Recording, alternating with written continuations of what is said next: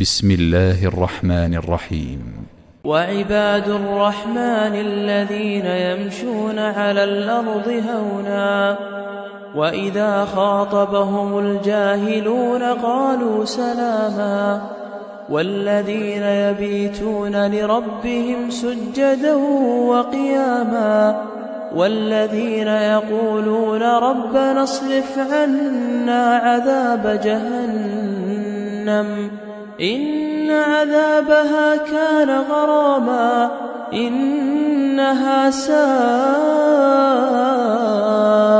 مستقرا ومقاما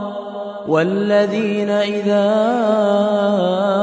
أنفقوا لم يسرفوا ولم يقتروا وكان بين ذلك قواما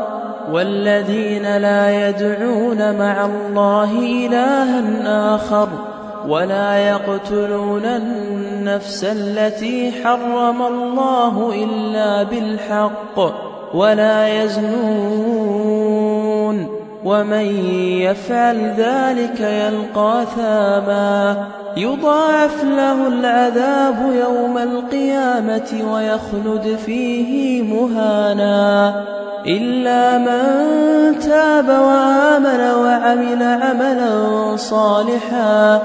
فأولئك يبدل الله سيئاتهم حسنات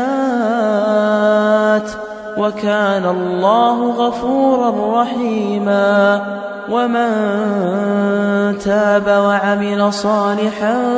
فإنه يتوب إلى الله متابا والذين لا يشهدون الزور وإذا مروا باللغو مروا كراما والذين إذا ذكروا بآيات ربهم لم يخروا عليها صما وعميانا والذين يقولون ربنا هب لنا من أزواجنا وذرياتنا قرة أعين